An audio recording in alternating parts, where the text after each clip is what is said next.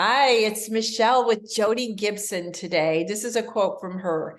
Leading is an honor. Leading from a healed space is how legends are born. Come learn what's holding you back. I love that. And Jodee is an emerging expert on healing leadership. As a professional coach and speaker, she has created massive change and generated millions of dollars for her clients. She I'm skipping ahead here, has built an award-winning cultures and recently published her first book, and I don't know how old this is, Healing Your Map, encompassing developmental trauma. Her holistic approach is deeply layered in developmental psychology, NLP, neuroscience, consciousness, trauma, intention, levels of energy, professional coaching, and the law of vibration. This unconventional approach emerges from pairing her often tumultuous experiential education with her extensive formal education. The intersection she creates with these is beyond fascinating.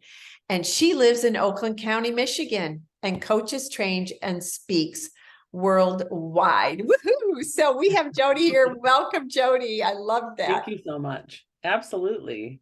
Yeah, and I got that at LinkedIn. So if you want to follow Jodee or learn more about her at LinkedIn, it's Jodee Gibson, right? Absolutely. Yeah, That's me. yeah. So thank you for being our guest today.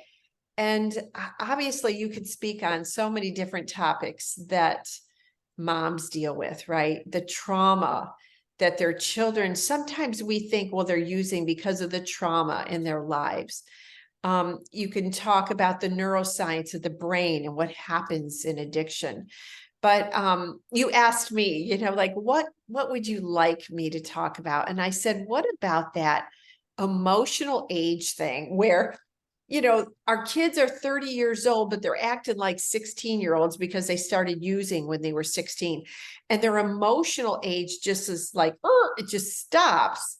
And we don't know how to treat them because they don't act their age. So anyway, anything you can offer about, talk about that for us would be awesome. Yes, absolutely. I think it's a great question. And one of the things I say that I often jam out about is arrested emotional development. And so I feel like two things are going on in the question that you asked. I think it's multi-layered. The first part of it that you shared was if a mom was sitting across the table from someone that was maybe 30 years old and they started using when they were 16, understanding that also pauses their development, but the arrested emotional development happened well before that 16-year-old started using. And so what happened was there was a lack in developing the skills necessary to process their emotions. And so because they don't have the capacity to process their emotion or use their voice or understand what's happening inside of them, they're instead medicating what keeps trying to come up and out.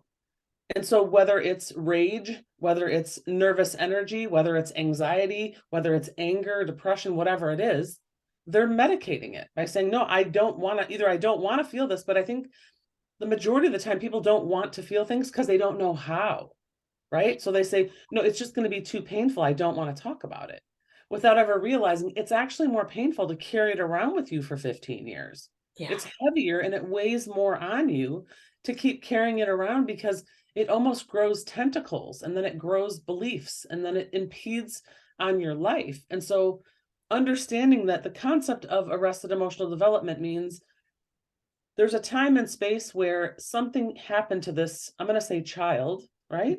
Yeah. It often happens before the age of 8, somewhere between the age of 4 and 8, this occurs. So if something happened and this child was trying to trust an adult, we'll use the emotion of trust. If they were trying to trust an adult and that trust was broken, that emotion has been arrested. So imagine that it's encapsulated and it's frozen. And so now every time I try and trust somebody, I'm like, nope, not going to do it. Nope, not going to do it. Even though I'm growing and maturing at my appropriate age level, my trust is still 4 years old. Wow. Right. So that's really what arrested emotional development is that emotion is paused. And So, what would you say though to a mom?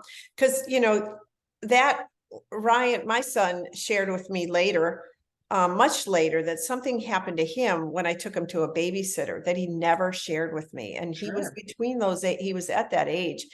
How do moms cope with the guilt? Well, that might be a question that's hard for you to answer, but like when we realize that happens, so often moms will just get stuck and be like, well, it was all my fault then.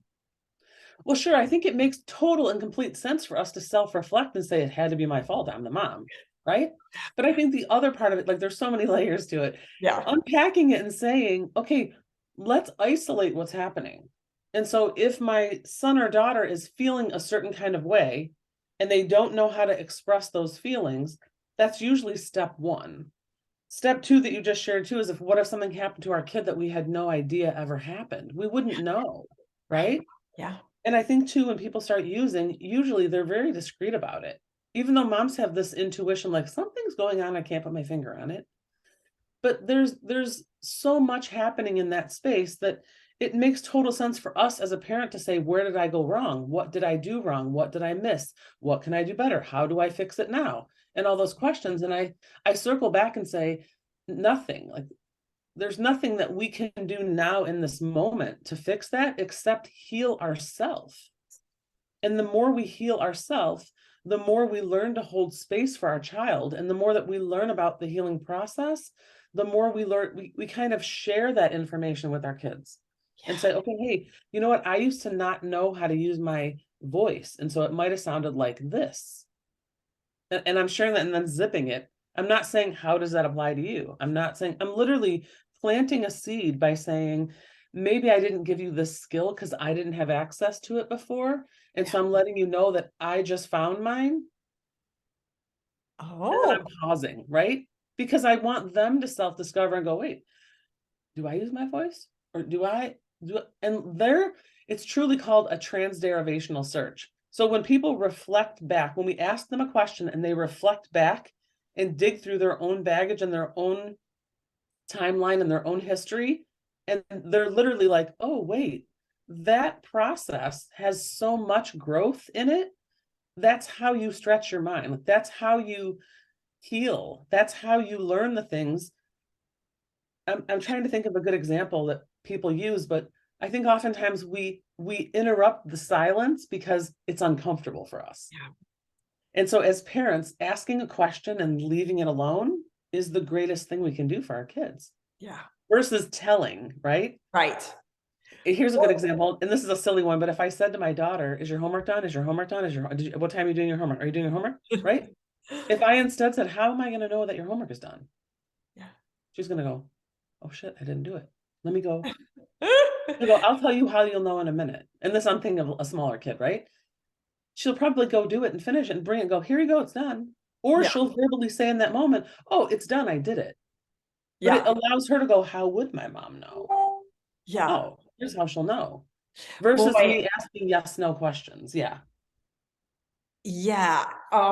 So interesting because we practice active listening in our groups, and because we want to be silent when it's appropriate, right? And sometimes asking, like, you really have to pick the question well. So we talk about using open-ended questions. I think, is that what you just said? Not yes or no answers. So that Always, yeah. think. So go back a second though, because that was so good. You said, what was the question that you asked about the homework? I said, how will I know that your homework How is will I done? know? Yeah. How will I know? Right? Yeah. Instead of, did you do it? Yeah. Or when are you going to do it? Or all the Right. other things that we say as parents, right? Yeah. I can share a nugget with you, and this is tucked inside my book, but there's 5 different questions that we can ask. It's actually 5 preface words, and all 5 of them pull forward a different Ooh. level of energy, or they pull forward a different answer, even if it's the same topic. So Okay. I if we can't wait. start the question with the word how, Mhm. How reveals process, right? Yeah. So if I say, how will I know? She's going to show me the process of how I will know. The question, what, reveals content. So if I said, what is your homework? She's going to tell me, oh, well, it's this. Right. Right? If I ask when, the word when reveals time recognition. So if I said, when are you planning on doing your homework? Or when is it going to be done? Or when can your teacher expect it gets turned in? Or when was it Yeah. assigned? Right? So when is time recognition? Okay. Who reveals resources? So if I preface a question with who would know, you're like, who do you know? Who is going to reveal what resources they have access to? Right. And where reveals location. Yeah. And then there's another question I intentionally always leave out, which Why? is why. Yes. No, no, And no. so Yes. I'm sharing that and saying those 5 questions I just gave you are objective. Right. They're literally going to reveal facts. There's Yes. no intent, there's no emotion involved. As soon as you ask why reveals emotion. And why invites subjectivity, it invites emotion, it invites all these things that we really like. Why didn't you do your homework? Right. Right. And then we feel attacked and we're like, why didn't you call me back? And Why didn't you come to the party? Why didn't, right? There's all right. these, why didn't you come They home get last night? defensive. Yeah. You Right. don't ask why. And so why is that sticky word where I'm like, there's 5 other questions you can ask before you have to ask why. And you'll probably get your answer from those 5. Yeah. And you'll And they stay won't. in that neutral zone as a mom because you don't want that heightened emotion. You need to do a TEDx just on that. Oh my gosh. Yes. Oh, Yes. good idea. Yeah, Okay. So wait, tell everybody the name of your book again and where they can get it, because we're talking about your book. absolutely. So the name of my book is called Healing Your Map, A Guide to Understanding Discernment, Trauma, and Human Behavior. And it is available on Amazon, Barnes and Noble, and any bookseller nearby. Okay. It just came out on November 1st. Oh, it did. So this Yeah. is really recent. Yay. And if Okay. I can give you a 60-second Pitch. blurb on Sure. the idea, the concept for me is that we're all born with a blank map.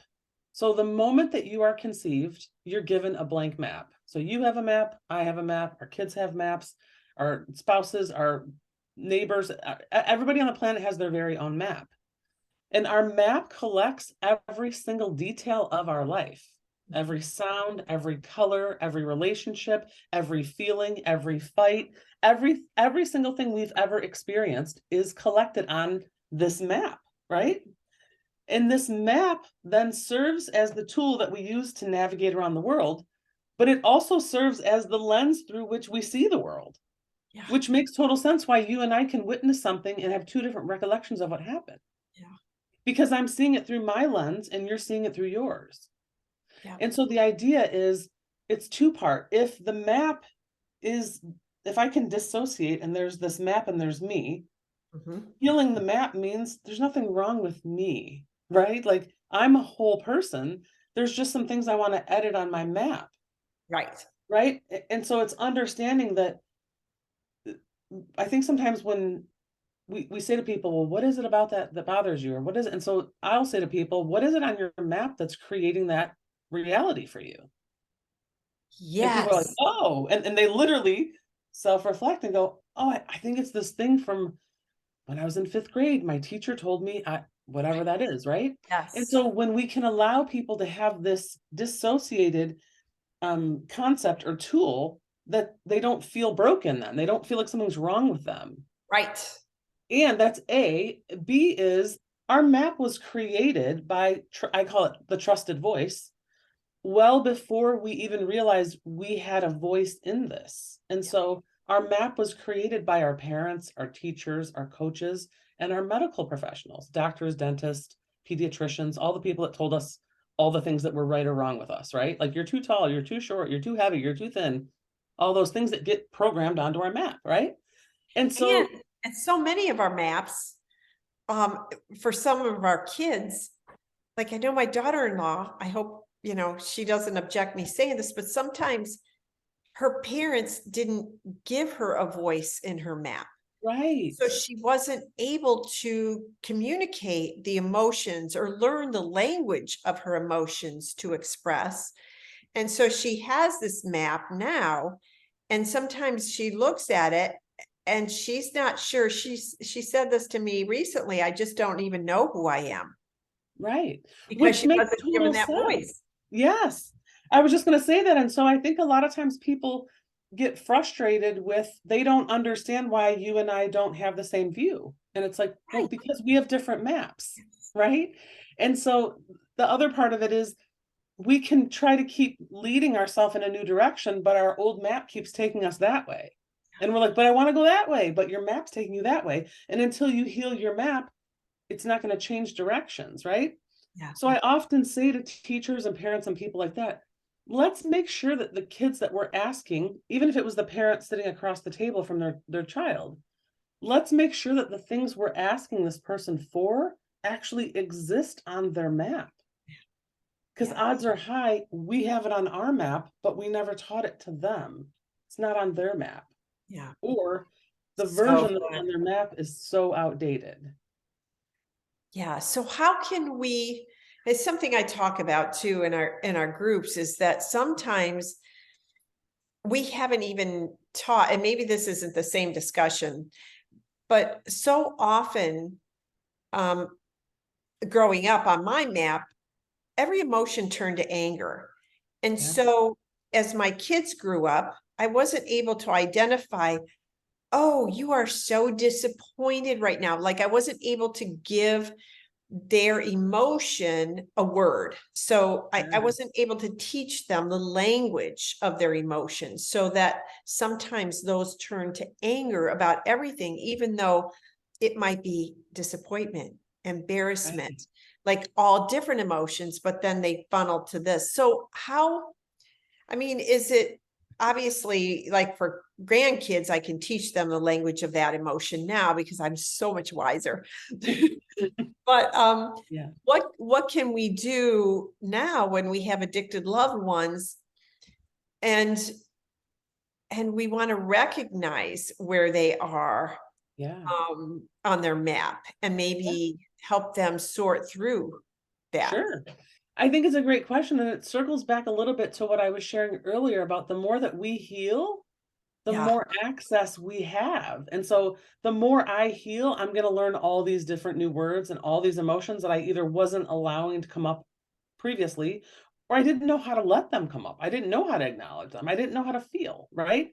And so the more of our own self we experience, the more we can help somebody experience more of them.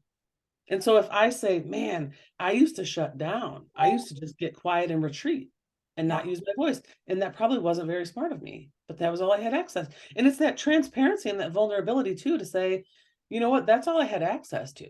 right. And I kind of model this with I shared with you, I have a 13-year-old and a 30-year-old. And so, with my 13-year-old, there's times I often say, you know what, I don't know the answer. Or I might say to her, you know what, I need a minute because I'm really frustrated and I don't want to say the wrong thing. I need a minute. Yeah, Versus with my 30-year-old, I probably would have just like, ah, and like yelled, yeah, right? same.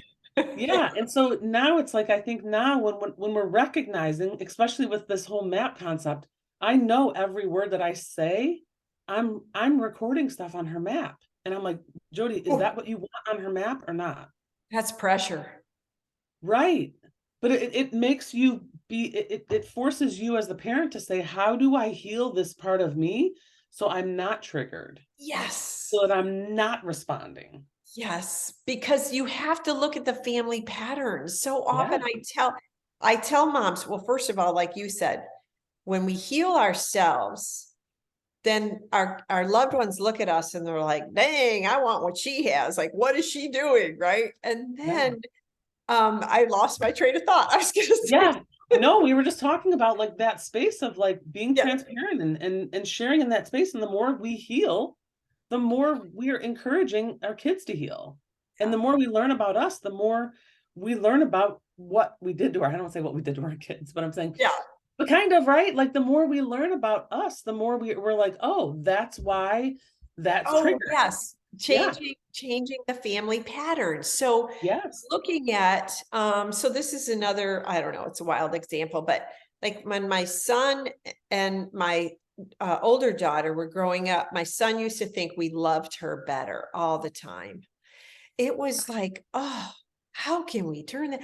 Like, and now I noticed that my grandkids think that I love the other set of grandkids better than them. Yeah. And I'm seeing this pattern and I'm saying, wait a minute, there's got to be something here. I don't know what it is. Like, I need to stop this family pattern from repeating. Yeah. Awareness is first. Where is that coming from? Right. I can share with you another nugget that's really powerful when we start to pause. So this comes from deep inside my roots in neurolinguistic programming, which is referred to as NLP. Our brain processes information. Think of this as our five senses, which I call this KVOG, like KAVOG. Okay. It's kinesthetic, auditory, visual, olfactory, and gustatory.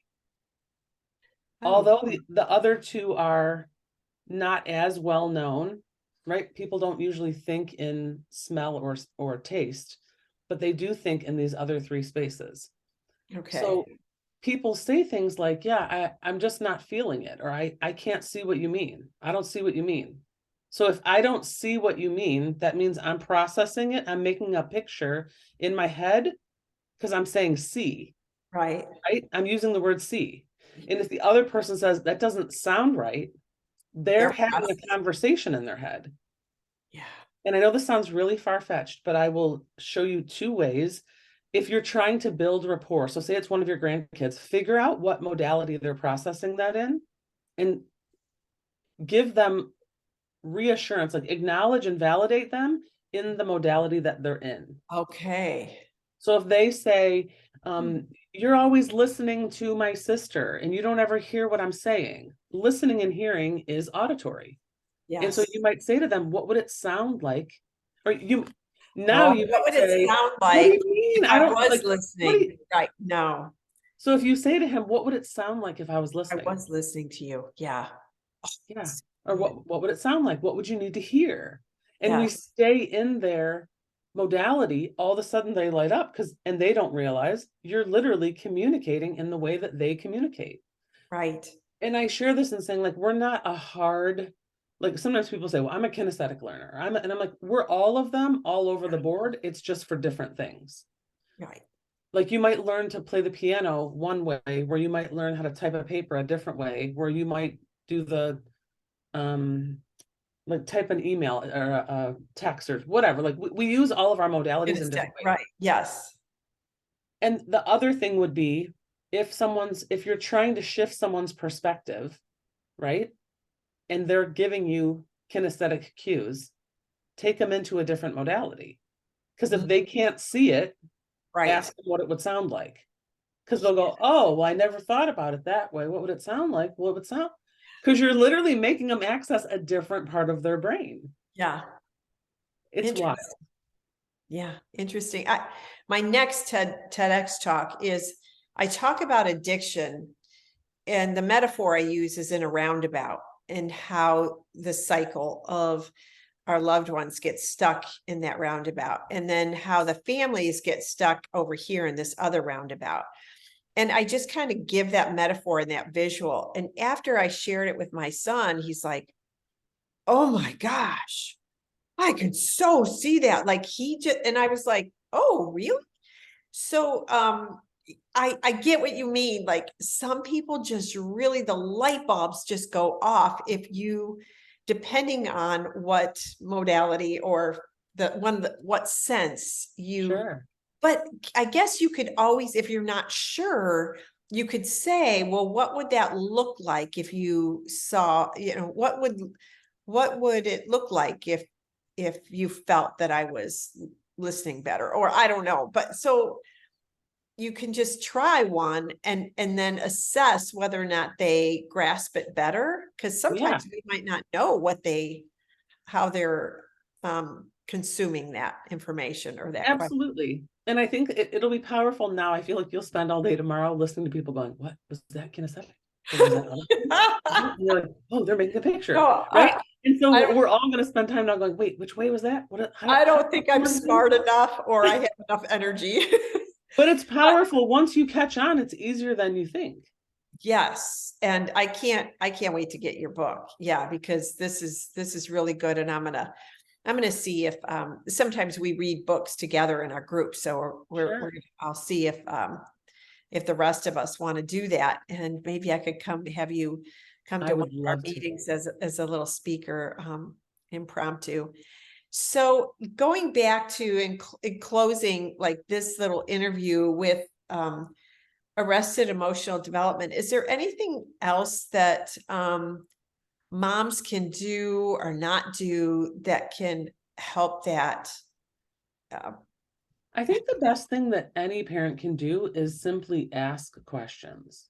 yeah, And truly, using those 5 prompt questions that I shared, when you ask your kids questions well after the fact, even if you ask them a question and they don't have an answer, they're gonna like our brains were designed, they're gonna ponder that question, and whether they give you the answer or whether they even have a conscious answer, they're gonna ponder it until they find the answer. yeah, And it's gonna stay on top of their brain until they find that solution. That's just how we operate. And so I think it's really powerful as parents to just ask kids questions and be detached from the outcome. I think that's the other part of it too, oh is yeah, when you're detached from the outcome, it's so much easier for everybody involved.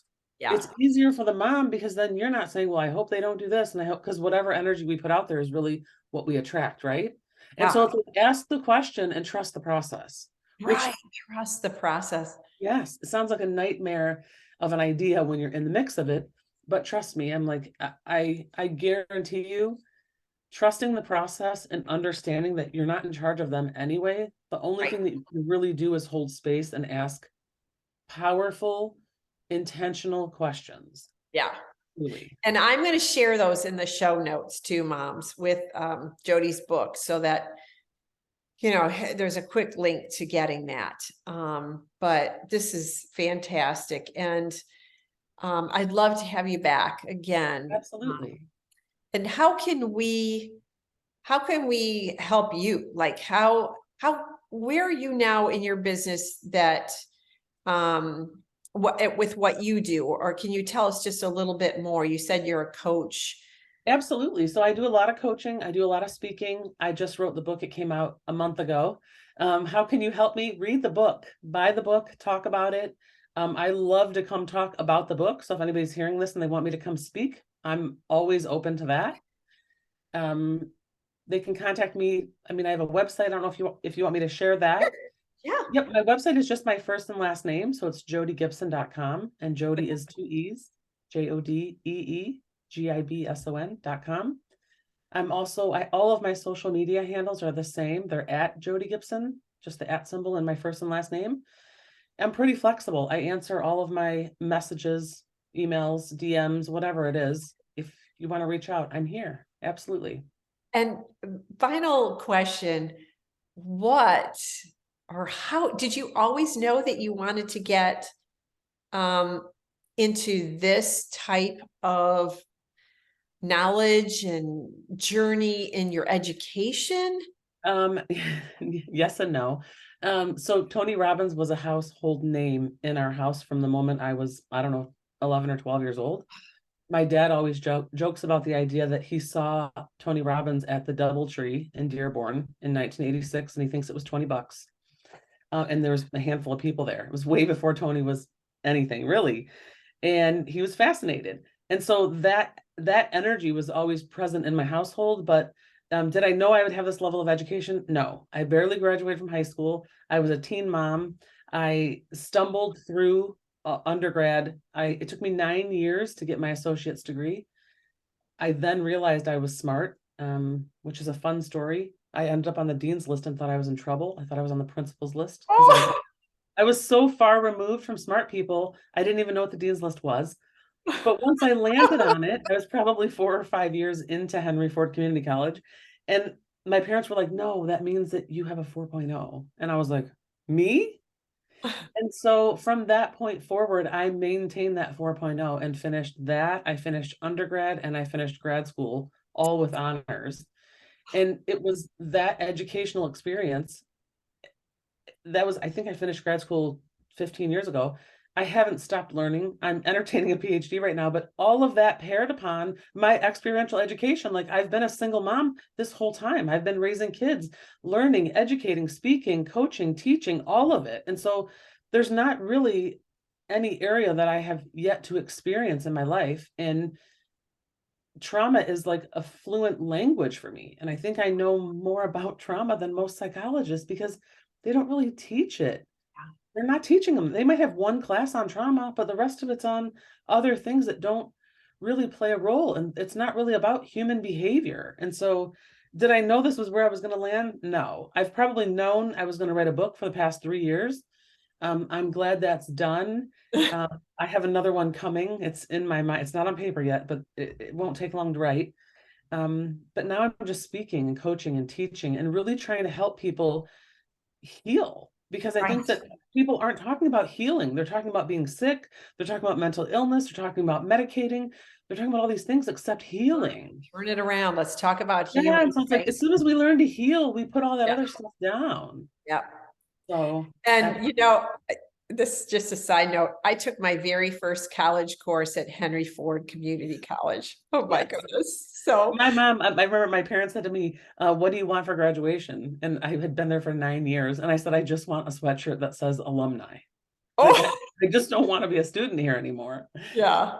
Yeah. Yeah, but you went back. Well, Jodee, this has been such a pleasure to talk to you and get to know you better and what you do. And I just want to say thank you for doing what you do and caring so much about the human race and people who need to heal and showing them a way, constructive ways to do that. So thank you so much. And I look forward to seeing you again. God bless. Bye-bye.